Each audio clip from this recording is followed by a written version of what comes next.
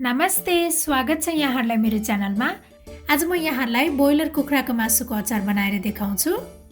कुखुराको मासुको अचार बनाउनको लागि सबैभन्दा पहिला मैले लिएको छु 1 केजी ब्रोइलर कुखुराको मासु। अब यसलाई चाहिँ फ्राई गर्नुपर्छ। मासु फ्राई गर्नको लागि मैले कराईमा तेल तताइसकेको छु। अब यो मासुलाई तेलमा राख्ने र यसलाई चाहिँ रातो हुने बेलासम्म फ्राई गर्नुपर्छ। यो मासु चाहिँ फ्राई हुँदै गर्दा म चाहिँ अचारको लागि चाहिने मसाला बनाउन गइरहेको छु। मसाला बनाउनको लागि मैले एउटा प्यानमा 1 चम्चा जिरा राखेँ, धनिया, सौंफ, ज्वानो, तोरीको दाना, मेथी दाना, त्यस्तै मैले राखेँ टिमुर, अनि त्यस्तै मैले 1 चम्चा तिल पनि राखेँ। अब यो सुकेको खुर्सानी पनि राख्ने। अब यसलाई भुट्नुपर्छ। यो चाहिँ राम्रोसँग भुटिसकेको छ। यसलाई एकैछिन सेलाउन दिने। अब यसलाई पिस्नुपर्छ। अब यो मसला चाहिँ रेडी भइसकेको छ। त्यस्तै अब यो मासु एकपटक चेक गरौँ। यो मासु पनि लगभग रेडी भइसकेको छ। यसलाई चाहिँ अझै 1 मिनेट जति पकाउनुपर्छ।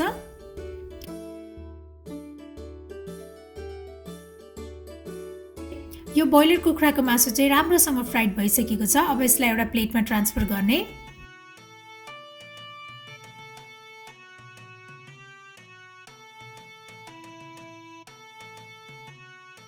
त्यसपछि मैले फेरि प्यान बसालेँ। अब यसमा चाहिँ यो मासु फ्राइड गरेर बाँकी रहेको तेल राख्ने। त्यसपछि अब यो लाम्चो पारेर काटेको अदुवा, लसुन र यो हरियो खुर्सानी पनि राख्ने। अब यो सबैलाई चाहिँ हल्का रातो हुने बेलासम्म फ्राई गर्नुपर्छ।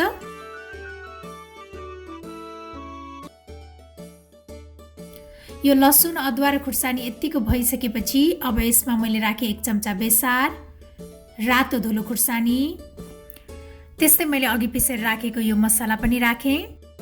अब यसलाई राम्रोसँग मिक्स गर्ने। यो मसलालाई एकैछिन पकाइसकेपछि अब यसमा नुन स्वाद अनुसार राख्ने।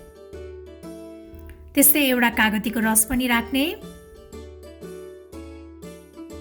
त्यसपछि अघि फ्राइड गरेर राखेको यो कुखुराको मासु पनि राख्ने र अब यो सबैलाई राम्रोसँग मिक्स गर्नुपर्छ। यदि यहाँहरूलाई अचार सुक्खा जस्तो लाग्यो भने यसमा तेल थप्न पनि सक्नुहुनेछ। अब यो मासुलाई मसलासँगै 2-3 मिनेटसम्म पकाउनुपर्छ।